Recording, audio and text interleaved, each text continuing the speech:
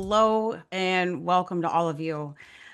It is really good to see you here, especially today. Here in the States, we are reeling from yet another heartbreaking act of political violence. And today is also the anniversary of the 9/11 attacks, a day that dramatically shifted our country. And we also know that we have friends joining us from all around the world. It's so good to see you. And many are living in places where we are seeing crises, horrific acts of violence, pain, and also and a lot of suffering. And with that song, I think we're all wondering at this point what Marvin Gaye was asking in that 1970s album. Like, what is going on? Mhm. And we recognize that we can't address all of our vexing social problems, certainly not during a 60-minute webinar. At the same time, we're here because we're determined to do something to help change the way we deal with conflict within ourselves and others. So, a genuine thank you for joining us today as we learn together ways to work with conflict entrepreneurs in our lives. All right. I am Malen Duty Hofer. I'm a journalist, a documentary filmmaker, and also a conflict mediator. And before we launched Good Conflict, I spent nearly a decade hosting a TV news magazine show. And eventually, I will tell you, I started to question how much traditional journalism was really helping the communities that we claim to serve.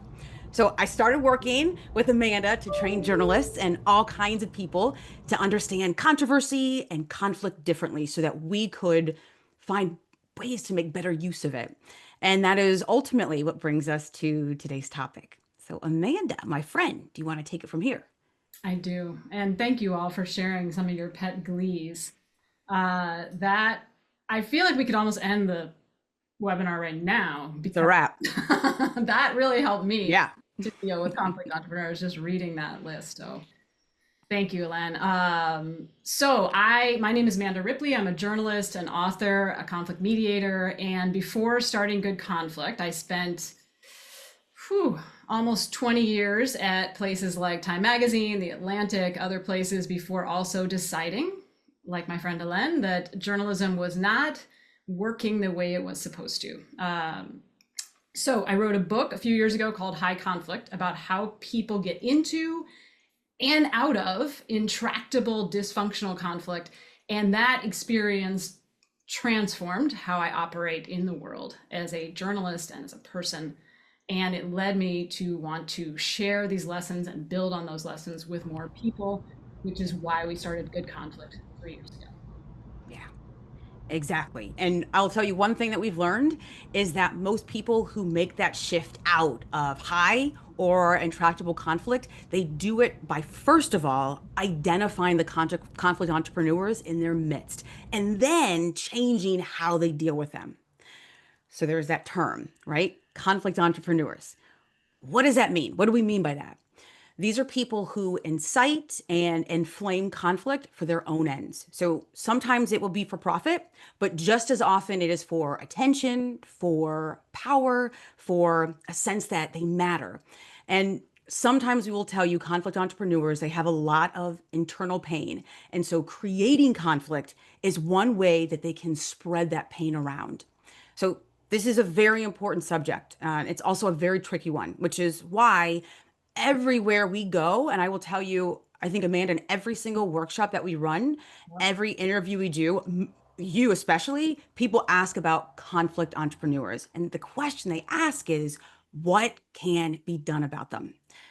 So we heard you, and we want to thank you for showing up today and tackling this really wicked challenge alongside us.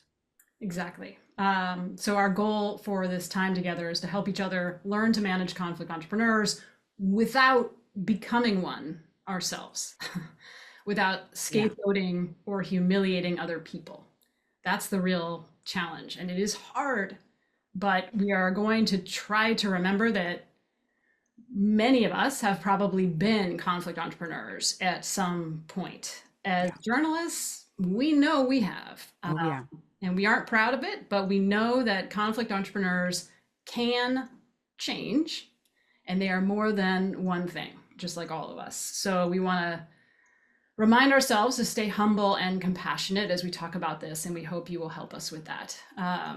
So to begin, let's talk about how to recognize a conflict Yeah. entrepreneur. What are the signature traits? Okay, so number one, they often feel humiliated or victimized. Or if in some cases they don't feel that way, they're going to tell you that you should feel that way, that they Hmm. frame Hmm. things that way. Um, Two, they're unusually, sometimes unusually litigious, not a little bit, but a lot. For them, our, in the States, especially our adversarial legal system can be like Disney World, you know, if they can afford it. It is a place where they feel very alive sometimes. The third thing is a lot of conflict entrepreneurs are really good at rallying support. They tend to have loyal Yeah. deputies who believe their claims of blame and victimization for a whole bunch of reasons. Helene, what's next? Yeah. Okay, next up is black and white thinking. So they split the world cleanly into these very simple categories like good and evil, which means that there is very little room for nuance. And we'll tell you that this kind of extreme thinking, it's really helpful when it comes to recruiting followers because the simple thinking gives us clarity when we are living in a time of anxiety and confusion. Number five, they spend a lot of time blaming for whatever reason. It's very, very hard for them to take responsibility for their own mistakes. Number six, they may engage in a lot of rumor mongering or gossiping, and they plant and thrive on planting these seeds of doubt and distrust. And then number seven, conflict entrepreneurs, they tend to use threats or exhibit extreme emotions. So they don't always have good ways of managing feelings of embarrassment, humiliation, anger, or shame. Exactly. Um, okay, so we're guessing you get the idea at this point. Yeah. And now we want to hear from you all. Probably many of you came here with a particular conflict entrepreneur in mind, maybe someone you are really struggling with, either internally or externally. And while we do not want you to name names, we are curious if you can tell us in this poll in what sphere of your life you're dealing with your conflict entrepreneur. You should see a poll pop up Hmm. here. We'll give Yeah. you a second to answer that. All right. And they are, it's like boop, boop, boop, boop, boop, boop, boop. I can hear it happening. Yeah. It's fun to see. We're getting close. We're getting close to a 100% completion rate. All right. A lot at work. We're seeing a lot politics, right? Yeah, and you So should be able to far. pick more than one because we know some people it's in multiple places. Yeah. Let's see. Home and family. Looks like Amanda, that would be third so far at this point, followed by social media, circle of friends, and then place of worship. All right, so it looks like we've got a winner, Yeah. which is work, followed close second by politics. Okay, so what we're going to do now is get tactical. We have defined the problem, and now the big question, what are the solutions? And we would say that in a perfect world, we would recommend you distance yourself from any conflict entrepreneurs in your life. And this is what we have seen people who shift out of high conflict do successfully. So if they are your lawyer or a political advisor, then hire a new one. If they are in your news feeds, for example, or social media, again, we would say unfollow them. But here's the thing, what if you cannot easily distance yourself? So what if we hurt the majority was work? What if they are your boss or a colleague, for example, the person you sit next to, work closely with? What if it's your sister-in-law or a politician you've never met whose actions have real consequences for your community? What then? That's the big question. So Amanda, what then? What do we do? Exactly. I have to admit, I used to hate this question I know because you did. because it's hard. It's like, Yeah. dang, why did you ask me an easy question? So I didn't have good answers. So eventually, I did the one thing I know how to do as a reporter, which is to go find other people who have been through everything and more, and people Yeah. who study conflict. And it turns out there are some good tactics that are worth trying, right? And you're going to know probably which ones are worth trying for you and which ones you're not comfortable with, or that you just don't think will work. So For the rest of this hour, we're going to be hearing from people who have more or less managed conflict entrepreneurs successfully in different contexts and ways. So our suggestion for you as you're listening, see if you can identify any patterns in what you hear. If you can, jot it down, maybe think about how you might adapt or even add on to that idea with your own, the conflict entrepreneurs that you might be dealing with in your own orbit. We'd like to hear what you noticed at a certain point towards the end, and we'll have some time for questions as well at the end of the hour. So, Helen, could you please set up this first video example for us? This is a good one. Let's see. Yeah. Okay. Yeah. So this is an interview that we did not do this one, by the way. This is an interview from the PBS show American Masters.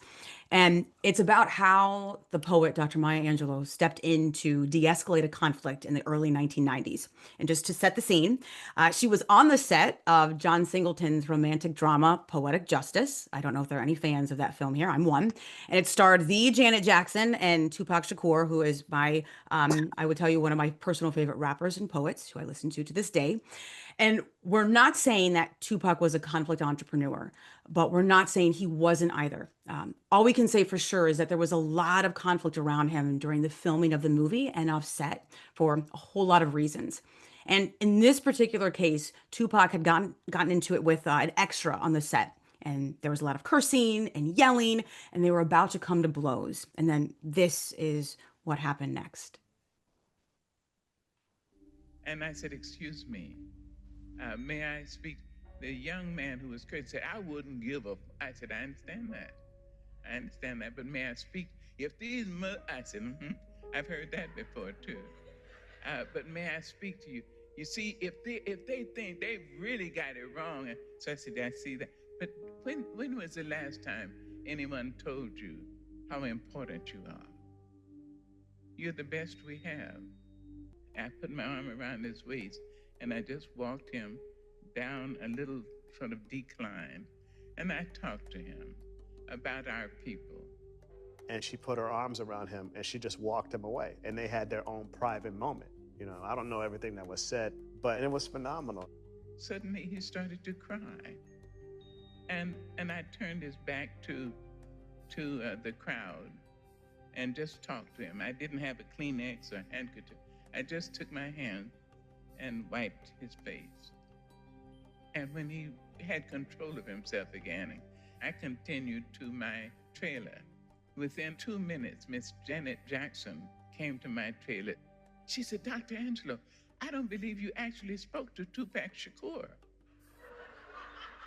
So I said, darling, I don't know six-pack Shakur. I didn't that. I had no idea who he was. She said, but he's a very famous rap star. Oh my goodness. I love that. Okay, so as we know, tragically, Tupac was shot and killed about 3 years later in Las Vegas, and his life was far too short. But I'm curious what people noticed there. What was the playbook that Dr. Angelou used? Jot down what you noticed if you feel up to it, and we can come back to it because there was a lot actually in that short story. But it started with one thing, which in my experience is the best way to de-escalate any conflict. It started with a question, which is a very good place to start. Okay, next up, we're going to turn to someone else that we actually did get to interview ourselves. And while there are far fewer celebrities involved, it is filled with very practical, hard-earned tips from education, which is ground zero for a lot of conflict, as many of us know. So I'm curious if folks want to listen for any similarities here between these two stories. This is Dr. Katie Anthes, who was the Commissioner of Education in Colorado for 7 years, which in education is like 50 years because there's a lot of conflict. And she's learned a lot about conflict entrepreneurs, as you will see. Let's watch. I became Commissioner of Education in a highly polarized time. In Colorado, the state board is an elected body, which means that we had very conservative members of our board and very progressive members of our board. I entered into the position with a lot of conflict. It terrified me because I was conflict avoidant. I remember being in the back stairwell at the department, like, what am I going to do? I had some almost self-described conflict entrepreneurs. They kind of said, my job is to rile things up. So I said, you know what? I am going to be super curious. I'm going to ask why. Tell me more about that. Can you explain why you're fearful of this? Can you tell me why you're nervous about that? And that can de-escalate their venom. But the only thing I'll caution folks against is assuming everyone who disagrees or everyone who raises conflict is a conflict entrepreneur. Conflict entrepreneurs can be easy scapegoats. And I always tell people, try at least 3 times. Okay. And if you still get no engagement from them, or if they're still throwing flames at you, if they're still disrupting meetings, then you can let it go after 3 times. Because the couple on conflict entrepreneurs I dealt with, I moved the needle with them. And I will say they moved the needle with me. We actually built a relationship. It wasn't like the first time I listened to them. It had to be over time. We can have a conversation. We can discuss differences. We have a basic level of trust. You have to build some humanity with each other before you can really dig into conflict. And in this day and age, I will say you have to be brave about it, because I got lots of pushback from people who didn't agree with this person. Yep. And who said, how can you be seen talking with this person? How can you go out to dinner with this person? How can you? I'm like, well, what's the alternative? The alternative is pushing them away and away and away. And that will amplify their fire starter tendencies. Listen, what I do as commissioner a lot is public, but there are a million things that are not public that I am preventing. And some of the most important things I'm proudest of as commissioner are the things I prevented from happening. The detrimental comments that could have come up, that didn't come up because of all that work I did behind the scenes, building relationships, listening to people's fears, listening to where they're coming from. There is so much gold there. And I mean, the thing that stands out the most to me, and I'm glad that we're watching this again, Amanda, and seeing this, is how she pushes us to not assume that everyone is a conflict entrepreneur, nor to give up easily on people, even if they are. So maybe you're starting to come up with a list of tactics that you've identified, and we're going to ask you to share those with us in just a second. But first, to get the ball rolling, we've got 6 of our favorite ways to deal with conflict entrepreneurs that we want to share with you. And these insights come from our reporting and life experiences. And I'll tell you, this list is by no means complete. The first and most reliable one, it's something that we heard about in both of those interviews, is to remove the audience. And many of you mentioned that in the chat as well. So those of you who have done trainings with us or read Amanda's book, High Conflict, you know that humiliation is one of the 4 fire starters that lead to high conflict. So you want to talk to conflict entrepreneurs in private if you can. So notice both Dr. Angelo and Dr. Anthis talked about pulling people aside, having dinner with them, meeting them for lunch. If there's no audience and no social media followers watching, no cameras rolling, it is much harder for people to feel humiliated. Exactly. And, you know, we want to obviously acknowledge this is not always possible. And that's going to be right. true for all of these ideas. Some will work, some won't. The next one is speak to the 10%. This is a good one that comes from Gary Friedman, a conflict mediator who got into high conflict himself when he ran for a local office. He's featured in my book, and he has taught us a ton about dealing with conflict entrepreneurs. So what he said is, if someone is 90% conflict entrepreneur, see if you can speak to the 10%, which I love, because, you know, Yeah. there's something else they care about, right? Like, that does require listening to them and getting to know them well enough to find out what else they care about, which, can be hard, but that's something to think about. Yeah, and to emphasize what you just said, it takes time and it takes a lot of listening, Hmm. and that is not always an easy thing to do. Okay, next up is to redirect their energy. So once you know what else they care about, whether it's their family, their dog, their cat, their garden, cooking, whatever it is, see if you can channel some of their energy in that direction, away from the conflict. And this is one of those of many. It's much easier said than done, but it really is worth a try. And I'll tell you, in the work context, and so many of you mentioned that in the poll, one trick that my husband uses to redirect is to ask the person, what do you want your legacy to be? And then Mm. from that response, he sees all these ideas open up and thinks about, okay, now I'm seeing ways to channel that energy. Oh, I like that. I have not heard that one What? before. Oh, Let me yeah, hold that yeah. on me. Yes. In my little notebook over here. Oh, that's a good one. We got to add that to one of our 400 We'll lists do it. of. We'll do it. Sounds good. Okay, number 4. This is from Dr. Katie Anthes, who we just heard from. Try at least 3 times. Don't give up easily. Yeah. This is, by the way, also what Curtis Toller told me too. He's a gang violence interrupter who works with a lot of conflict entrepreneurs, and he invites them out of the violent conflict they are in. And sometimes he told me he has to try not 3, but 10 or 20 or Mm, 100 times before they say yes. But the thing about Curtis is he never gives up, mm. which is Yeah. amazing. Yeah. Yeah. Okay, number 5 is BIF. Now, you knew at some point we were going to have an acronym for all of you. Got Uh, to. this one, it comes from our friends at the High Conflict Institute, and we'll put a link to the Institute and also the book in the chat in just a moment. They have entire courses and books on how to specifically deal with conflict entrepreneurs. And one of their tricks is to communicate using this BIF formula. So if, say, you have to send an email to a high conflict person, for example, make it brief, informative, friendly, and firm. All right. Brief, informative, friendly, and firm. BIF. And they've got great examples of what this can look like as well on their site. So we'll make sure that you have their info. Yes, they do. We'll share that with you later. But super simple, easy to Yeah. remember. Who is Biff? I wonder. I Good often think. I question. mean, he sort of sounds like a conflict entrepreneur a little bit. No, I'm kidding. Okay, last super tactical tip, and this one is some people, people have different feelings about this. Not for everyone, but this Hmm. is called gray rocking. It's a technique that some people use to deal with extremely narcissistic people, and a lot of conflict entrepreneurs, as has been noted in the chat, are quite narcissistic at times. So I like this one because it doesn't mean cutting the person off necessarily or humiliating them.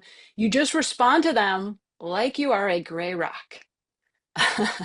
What does that mean? Not much emotion, very calm, don't take the bait. Easier said than done, for sure, like all of these.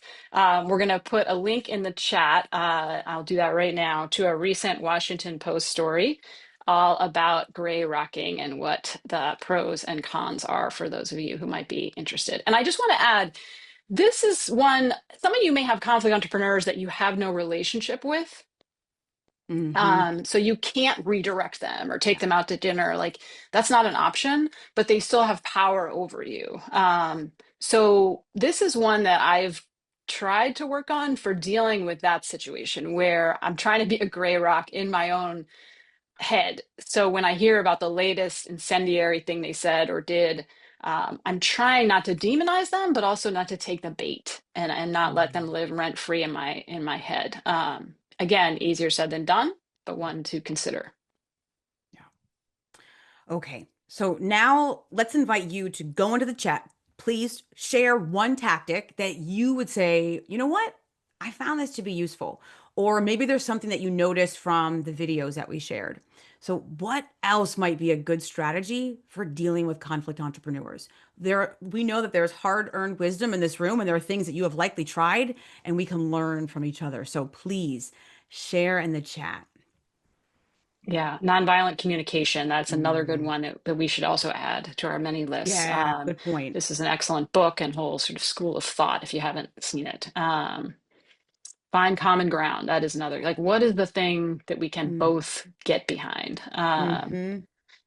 Calmly and lovingly address the deep need underneath, being seen as worthy and loved. It sounds like what Maya Angelou said to Yeah. Tupac, right? This is how I Yeah. reach the most unreachable students. That's a Yeah. good one. Thank you, Tara. Show empathy. Remove the audience is such a great strategy. Try calm tone of voice. That is That's a good. good one. Breathe. Yes, it is. Ask them to share more. Tell me more. Oh, that's a good one. That is a good one. Thank you, Deborah. Good to see you. Give grace. Don't compare their worst to your best. Oh, I like that one. I often do that. I'm just realizing. Um, Peer support. Ooh, that is a good one. Alexi, we're so glad you're here. Yeah. Thank you. That is really good. So you're not just in your own head with this. Mm-hmm. Okay, these are Shannon great. is And good. I see this. Don't feed the algorithm. Keep scrolling. Yes, Shannon. Yes, yes, that yes. is That is so good. important to do. Lead with curiosity. And this is here we go. Invite them to help in the problem solving process. Give them a role. That's a That is good one. so smart. That is a good one. This is Yeah, awesome. Very good. Thank you all. these are great. We're I'll gonna be add these looking to at our these. list. Yeah. Yeah, this is Thank you authentic for sharing relating. these. Yeah, I could keep going. Okay, let me stop. I know these are so I'm getting good. excited reading these ideas. Self-deprecating humor. Yes. Oh, we could do that more. Oh, I'm learning a lot. Can you share more? Oh my God, I wish I just had a button I could push in my brain that I just said know. that. I'm I learning a lot, know. like copy paste. Yeah, yeah. Okay. Thank you. These are great. We're going to Yeah, add they these to are. our list. And please, please keep sharing with us in the future on social media or email, whatever, as you discover other ideas, because we need like a long list, I think. All right. Now we have someone very, very special joining us, someone who is himself an expert on dealing with conflict entrepreneurs without becoming one. Thomas Anthony Jones is an actor and a producer and a force for good in the world. You may have seen him most recently on the Apple TV show Your Friends and Neighbors, but he's done all kinds of cool things and he's incredible talent. TJ, thank you so much for being here. Unmute. There we go. Hi, my friend. Good to see you. Hey, Amanda. Hey, Ellen. How are you? And hi to Hey, my TJ. hey. And I want to say hi to the tribe. Everybody that's here today. It means something special, especially since we're dealing with tragedy all the time. But I'm super excited to be here and talk about this. We can start to figure this out. So I want to answer any questions you might have and kind of dive right in. Thank you so much, TJ. We are really glad you're here. You reached out to me after you read my book and you said that you knew all about high conflict and you had just finished appearing on a reality TV show a while back. It was Real Housewives of Potomac, which means you had been to the molten hot center of high conflict in America and lived to tell about it. So, what are some of the things you learned about conflict entrepreneurs there in the belly of the beast, TJ? I love the live to tell about it part. Yes, I had an opportunity to be a part of an environment that doesn't necessarily encourage or foster the type of creativity we need to have with each other to learn to avoid those situations. Um, and I can tell you, it is unlike anything you've ever done before. Speaking personally, to be transparent, I think we all believe in our own genius. Oh, I can figure that out. Oh, I can fix that. I'm a good person. I'm smart. They're not going to be able to say anything to me. I don't fight. I'm not fighting anybody. They will get you. Why? Because that is exactly what they do. People don't watch reality shows, whether it was the one I was on or any reality show in general. You are there not to see the weather forecast or to buy annuities or get stock tips. You're there for the conflict. Yeah. So probably none of those fun tactics that we shared. No, it's funny. I was You I was try gray writing them rocking, down. you're I like, was like, do mm. that. No, they're really good at recruiting deputies though, and they turn everything into black and white thinking, and they start rumor mongering and all the other stuff. All those things are really things that are non-existent in that world. And again, you think, well, I'm an actor. I've done TV. I should be able to navigate this world, but it's a very different world.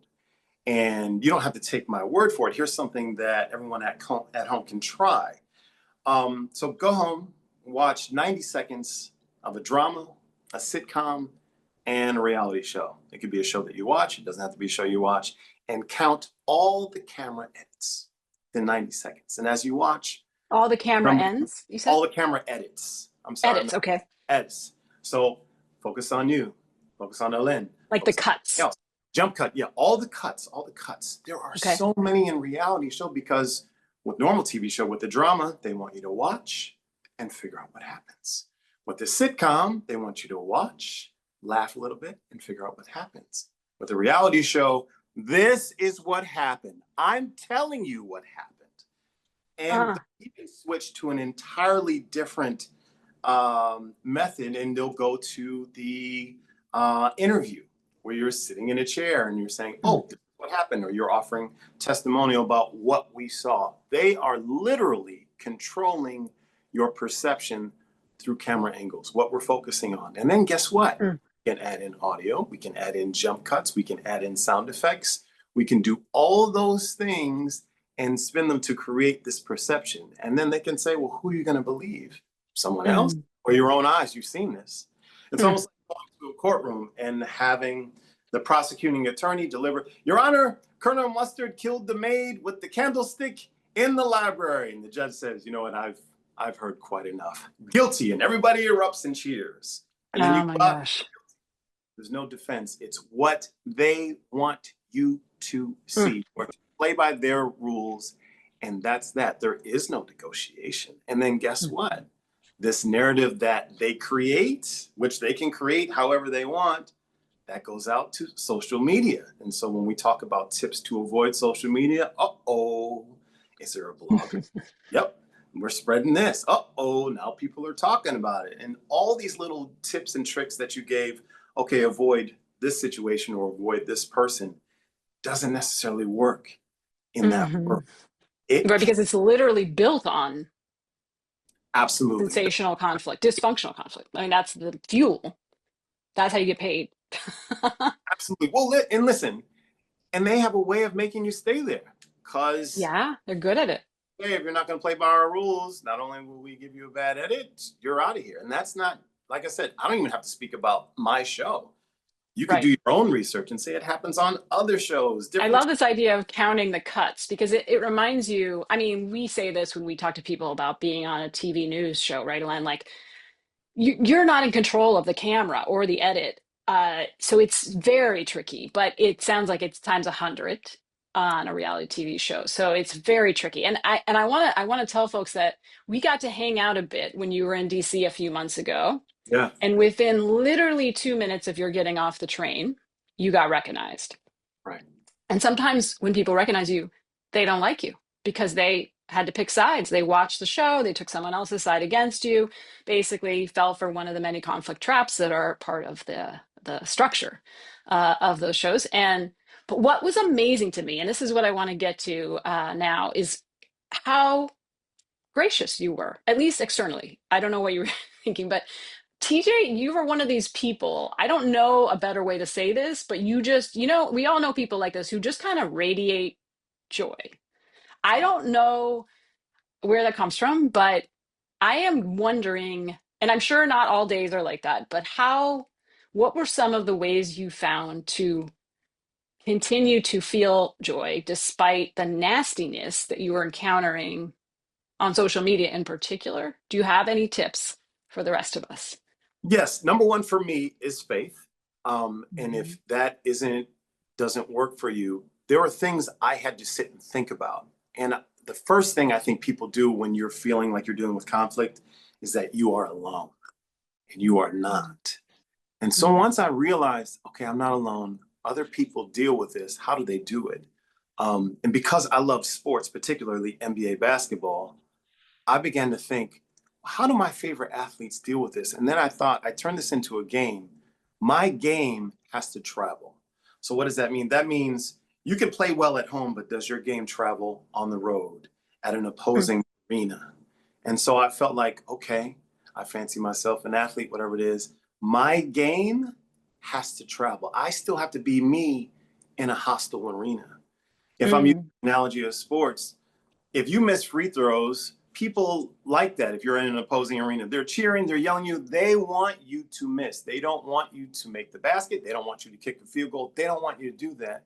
But you can't go over to the coach and say, Coach, they were yelling at me and I missed the field goal. He doesn't care. Your job is to do your job. And so I said, I got to do my job. It doesn't matter where I'm going. I have to do my job. But first, I have to figure out where home is. So home is a place like this, where I can gather with people where we're trying to understand each other. That's home. Home is with your family and your friends. Away games, which is what that show set was, or if you're at work and people don't agree with you, or if you're at a rally or at a grocery store, or even in the street and someone is cutting you off, that's an away game. Your job isn't to fight them and get kicked out of the game. Your job is to be your best self.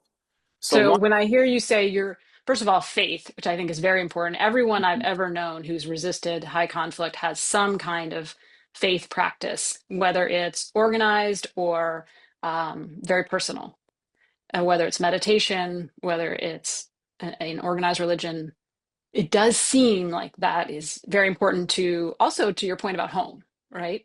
And then this idea of your game has to be able to travel. And so it sounds like that is like there has to be this core knowing of who you are that has you have enough confidence and stability that you can bring that on the road even under some duress. Is that what you mean? That's exactly it. You got to make your free throws on the road, Amanda, whether they're cheering for you or not. And so even if you don't make them, because that's going to happen. If you don't make, look, they're going to cheer loud. You're going to feel bad. Even if you still want to be able to feel good about how you showed up, even when you fail, right? That's exactly it. And then the other side of it was, once I got that down, I go, okay, I can be my best self. Then I had to turn it around and I had to say, you know what? If those people knew who I really was, they wouldn't be so angry with me, whoever is, or they wouldn't dislike me. You know what? It's not their fault that they don't know that. It's the producer's fault. So I'm shifting from being mad at a foot soldier and shifting my focus to a general or a president, whoever's starting this conflict, this war. And so then that changed everything, because I was like, well, they're not mad at me. They're mad at who they think that guy is. That's not. And so once I was able to do that, then I was like, oh, okay, I can do that. Now, I don't want you to think, oh, I did that in 15 minutes. It took time. I had to call a friend. I had to read her book. I had to meet Ellen. I had to do all that stuff. It takes some work. But once you figure out who you are and realize you're not alone, and then there's a team, then you can do everything. Now I feel like, okay, what's happening? Oh, are you scared to do this? Nope. I've already been through the fire and I know who I am and I can work and I'm not alone. And there are moments where I feel like, oh, well, there's going to be some more comments, or there's another season coming up. Stuff going to happen. I can't worry about that, because guess what? I got to make my free throws. And so that's what I focus on. And sometimes, I mean, I should tell folks that you have left. You're not on the show now. So sometimes you got to leave, right? That's my decision. That isn't my lane. That's not my environment. Right. But I also want to say, I also had to consider how it is for those people that are on the show. We got to be curious, right? So I can't believe all of them are evil. It doesn't work, because then you end up with the same problem. Some people are on the show because they need to pay their bills and they need to stay on the show. In order to do that, they got to play the game. And then I began to think even more, it's probably difficult to be on a show like that, where you always have to be on and you always have to be beautiful and you have to have a new outfit, you have to do everything else, and you can't wear the same thing. When you go out, people see you and people are looking at you. That's probably a lot of pressure too, which could contribute to why they want to keep fostering lies or rumors. I got to stay on the show. I'm sorry you're here. This is just a casualty. It's not personal. So once I got curious, again, curiosity has to be in there. So you can many good, okay, so many gems here. I mean, I've already identified a few of them, but I want to go back to that. Realizing you are not alone and seeking out that support seems to be very important, because you're right. Conflict like this is so lonely. And that's a big thing that we try to do and want to keep trying to do at Good Conflict, is creating a space for people to realize that this is not the first time this has happened, and it's not all your fault, and this is not new. And so there's huge relief, I think, that comes with that. And then also, you talked about curiosity, getting curious when you have no good reason to. That is a practice as well, right? To say, you know what, I'm not going to lump everybody together, and I'm also going to try to have compassion for what it's like to be them, which, at some level, right? But you also did distance yourself from that that conflict entrepreneur industrial complex, right? So that's important too. And these are excellent beacons, I think, to help us remember where we're headed and where we want to be. So thank you so much, TJ, for giving us some hope. We are grateful to you for your advice, but also your spirit and your sense of humor. Oh, thank you so much. Yeah, we can all get through. If I did, everybody else can. We can get through this. And listen, we need to, because what's the alternative? Are we gonna, I hate to be morbid, are we gonna kill each other until we're right? It just Right. doesn't work. And this is the right way to do that. So thank you for all of you for being here and for giving us tips about how to move forward.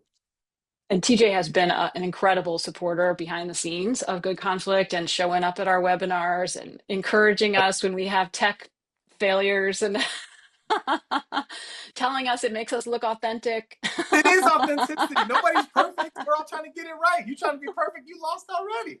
That's true. That is a lesson I have to keep relearning. But thank you so much, TJ. I can't wait to see you again. Hopefully in person the next time. That'd be awesome. That'd be awesome. Thank you so much. I'm gonna hang out and wait till the end. Please do. Yes, please. Like, do I leave now? No. Yeah, no. Please stay, because TJ, there'll likely be questions for you. So thank you Yeah, so if you're much up for this. that, we Yeah. would. I'm not going we would anywhere. love- I'm here. I'm here. Okay. I'm here. Oh, good. Great.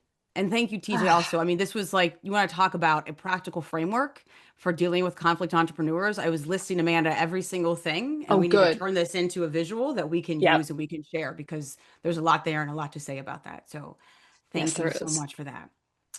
All right. So in addition to everything that you all just got to hear from TJ and learn, I'll tell you, probably one of the biggest lessons that we've learned from TJ is this quote, and we have it on the slide deck to share with you. And this comes from a book about dealing with conflict entrepreneurs, and it's a quote that we think about a lot. When attacked by a dragon, do not become one. And as you heard TJ share, he did anything but become a dragon.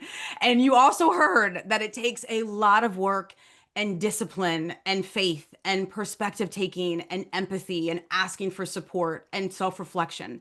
And so just something to leave you with. And before we open it up for questions, I should say, we do have a few quick resources to share for those of you who would like to go deeper. So we've got a book here for you, and this is that dragon book, and it's all about conflict entrepreneurs in churches, and it includes incredible stories from interviews with pastors. So we've got a link for this book that we will drop in the chat. Okay. Thank you. And I just dropped another link for the next one we've got here. This is one of the many books that we mentioned by Bill Eddy, our friend at the High Conflict Institute. And this one is called Biff. We all remember Biff, no doubt. So we have a link there in the chat. There are lots of books there. Some are specific for workplaces, divorces, politics. So check it out. Yeah. And then besides the books, the High Conflict Institute has all kinds of resources. So they've got digital courses and workshops. So we highly recommend checking them out if you are dealing with a really difficult person who you think might be a conflict entrepreneur. Exactly. And finally, here's a story I did a while back. Yeah, this is where I was like, okay, I have to kind of find a way to answer these questions. This is how to deal with conflict entrepreneurs at work, based on interviews with very experienced experts in business and education and conflict. So I'll put a link to the PDF now in the chat. Awesome. Thank you so much, Amanda. All right, so we know that we're nearing the end of our time together, but before we go, we would love to hear from you. So we'll take a few questions, and also feel free to share thoughts and ideas in the chat. If you have a question, you can do the raise hand emoji. That probably makes the most sense given the number of people that we have, and we'll jump in. And we'll go ahead and stop sharing the screen. But if we can just see TJ as well with us, that would be great. Because TJ, I have a feeling that some of these questions will be for you, my friend. Okay. Let's go. I mean, Taking the hold on, game wait. on the road. I don't like you, women. Oh, we could sorry. role play. We could role play. We could totally. We could do Yeah. a whole improv conflict entrepreneur Oh, good session. question, Scott. First of all, thank you for this. I'm incredibly grateful. It helps to feel in community about this. As someone who is dealing with some online conflict today over thoughts about what happened to Charlie Kirk, I've been trying to reframe this, and I'm wondering, I guess this is less a question, more a conversation starter, but starting with this brilliant phrase of conflict entrepreneur, I'm working on reframing this. Am I dealing with a conflict entrepreneur or a conflict freelancer or a conflict dilettante? You know, trying to maybe put some status to that as a reframing device. And I'm wondering, I guess I'm wondering, is that too glib? Is that just a cute way of not really addressing anything? So But you're you know what saying, I mean? Like, yeah, like you're trying to, is it a way to not kind of collapse into blaming them by being conflict entrepreneurs? Or are you, because you're saying there's different versions of this, or is it just to be more accurate? well, I guess figuring out to what occasion am I rising, Okay. right? What, right? Or sinking, or just staying right where it is. I mean, I found myself engaged in a back and forth, and it was 75 minutes, and I don't know if it meant anything, right? Thinking, am I working the good conflict, or am I in thinking that because it's so easy to wake up thinking everything I do is good because it's after all, you know, me. And what am I perpetuating? And I guess those signs, I'm really interested in that gray area where, you know, I'm trying to remember Yoda in my voice, right? Is the dark side stronger? No, quicker, easier, more seductive. Yeah. Right? Are there things that you have encountered, words, ideas, feelings, physical responses that you've all encountered when you're, I guess this is the extension of this idea of like, what do we call this person in conflict? But whether it's a physical feeling, a symptom, to a thought where you can check yourself of like you've slipped from good conflict to high conflict. Does that make sense? Right. It does. Yeah, I mean, I think TJ, I think about this working in television. As you were working in television, the spotlight's on you. You have to be so present and so in the moment. Do you know, like, were there feelings that you had, a heart rate that went up, or a little tingle on the back of or just something that adrenaline you taste in your mouth that lets you go, okay, now I'm slipping over? like really specifically, does that resonate with you, any of you? I'll take that. Yeah, Scott, I want to say first with the Charlie Kirk situation. I'm no doctor, but I just think a lot of times when you get into those moments, people are hurting and they don't have answers, and lots of times they'll try to explain what happens or blame other people. Just catch you gotta hug them and see their heart first, and then try to debate after that. I'm no doctor. That's just kind of what I would do. I got creamed for doing that. That was the thing, in attempting to do that. That's okay. I got called a neo-Nazi for showing sympathy for something that might have happened. But you know what? But that's not your issue. Your job is to be the best Scott, right? Yeah, you know that exactly that's the right thing to do. That's pain, right? And I invited him out for coffee to talk about it, so we'll see. Yeah. Oh, I was gonna say, excellent, see if you Scott. can talk to them in person or on the phone. Yeah.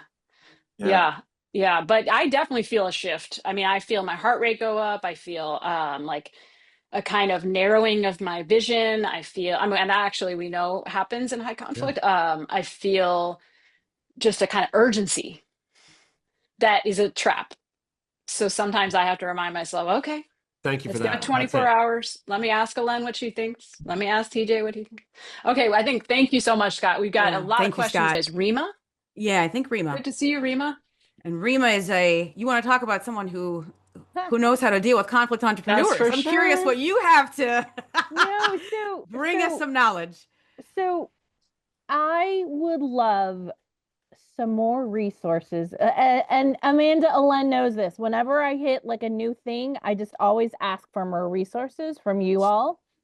And I think similar to Scott, like in this moment of heightened political violence and just the difficulty with issues on a global scale, and that also come down to the micro level in our local towns and communities.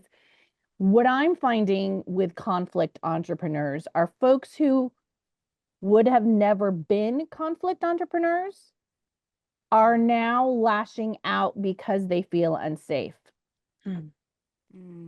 And I think that's kind of, Scott, what you were getting to a little bit.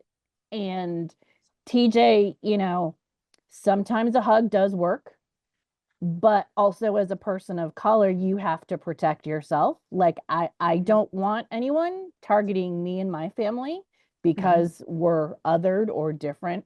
So how do you balance, especially at work, managing diffusing the conflict entrepreneur thing as a leader, but then also still protecting yourself and knowing that you always can't put yourself on the line?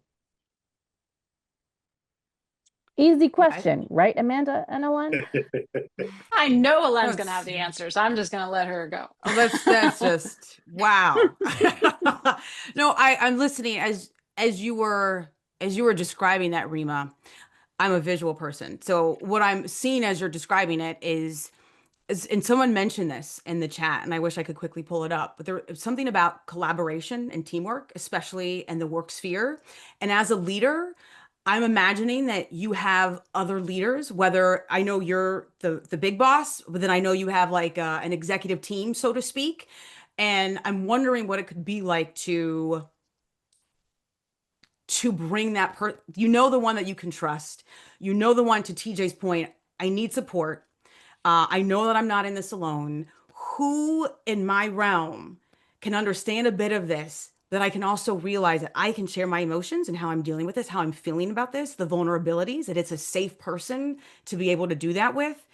And together to think about, how do we want to approach this person or this situation, this high conflict thing, this high conflict person that we're dealing with? What seems to make the most sense given me, what I'm carrying with me, right? Because we have the thing that we're carrying with us, and recognizing that I need to make sure my family is safe. I need to make sure that I'm taken care of. What is the person that you work with? Who is that Yeah. person that can elevate you in that and support you in that? Awesome. Yeah, and sometimes That's what I'm wondering. you're not the messenger. You're not the No. messenger. Right. Yeah. Yes. Sometimes it's someone else who is trusted, who is safer.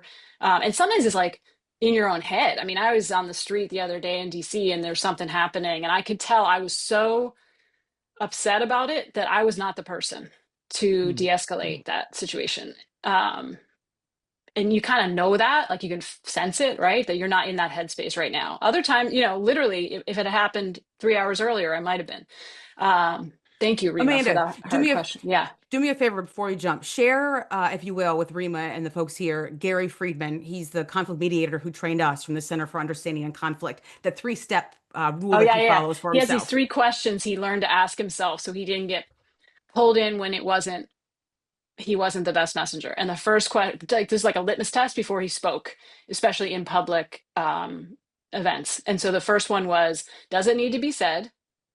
Does it need to be said by me? And does it need to be said by me right now? That's it. That And goes to that urgency piece. Yeah. when I remember to use those 3, sometimes, I get through 1, I get through 2, and then the third one, no. And sometimes I get through all 3. I'm like, yes, it does. It is me, and it is right now. So that is a helpful one. Thank you. Sean, I think Sean might be next. I apologize if that's Yeah, not we're right. gonna and let's take Sean, and that will be our last, unfortunately, because I'm watching Sorry, time. That will be but our last question that we can take. yeah, Jesse, Lori, and if I'm missing any others, can you share your question in the chat so that we can see please. that and connect with you later? Hi, Sean. Hi guys. So I'm wondering if you have any thoughts or suggestions on ways to practice these techniques in some kind of like structured way. Meaning, like, I was just struck by, the analogy of making your free throws on the road. Like Yes. Yeah. one way that Yeah. Players get good at that is like you get your Yeah. reps in, right? You shoot 500 free throws every day for years and years. And so like it's not really obvious to me how Yeah. you kind of replicate Ah, that like I drill am Yeah. idea so glad you asked that. outside of just, obviously you can apply it throughout your day-to-day life, but it's not really the same. It's like being in the game, it's not Okay. quite the same thing as like practice. So I'm wondering I'm if so there's glad a because we place should to have do that or said something like that. this. Like, you can't just do this without a lot of practice. All of these things, because you can't do anything under stress without practice. Just to the free throw point, you have to get it to a point of automatic muscle memory, and there is no other way that I know of for your brain to do difficult things under stress. So the three quick answers that come to mind would be, first of all, we have a digital course that is self-paced on our website that if you haven't checked out is one way to do that. That includes a looping AI tool, which was designed with help from our great friend Alexi, who is here from Finland. And that is a really good way to practice a listening technique so you can get it on automatic. It's a coaching tool that just helps you get better at it. And there's other examples and practice opportunities embedded throughout that whole thing. The second one is find a partner who's into this too and see if you can, I know it's cheesy. I wish there was a better way to describe it, but like role play these conversations. And that helps a ton. Hmm. That's why med students do it. That's why actors do improv. I mean, you have to practice. And then the third thing, real quick, is practice it in low stakes settings. So, not in conflict, but like when someone is telling you something that's Yeah. important to them, like your friend or your family, like practice looping them, which is our one listening technique. Practice asking different questions, practice saying, tell me more, even if you're a little bit like annoyed, right? Trying to get curious when you're not. So, I'm sorry to be rushing, but I wanted to get a few things in there. So thank you, Sean, for that question. And Sean, when you get a chance, I want you to look up Kobe Bryant's story in terms of how he would prepare for the naysayers on court. And it's a really fantastic story about practice and preparation in a low stakes situation. So before we go, thank you for those questions. We do have a parting gift for everyone. So if you don't already have our starter toolkit, it includes 15 questions that you can ask in conflict and other very practical tips. So please check it out. We've got the QR code for you, but we will also put a link in the chat. And meanwhile, we do free webinars just like this on different topics every single quarter. So to get notified about them, our next one is in December, by the way. So to hear about them and other free offerings, you can sign up for our newsletter, and we'll put a link in the chat along with a few of our social media channels. And that's where we daily will share tips and tricks for living in this time of deep turmoil and conflict. And we will, to answer some of the questions, we will be sending you this recording. We do Yes. hope you will let us know how this event went for you. We'll be looking back at the chat once we have time to actually give it justice and what Yeah. else you'd like to focus on in future webinars. So definitely reach out to us. And thank you. Thank you, TJ. Thank you to everyone Thank who you, came TJ. for facing hard problems head on with us Yes. today. And Take good to care. Lauren, our team member, thank you so much Yes, for making Lauren. everything Thank work behind you. the scenes. Yes, All without right. Lauren, I don't know. I don't know. Bye, everybody. Thank you.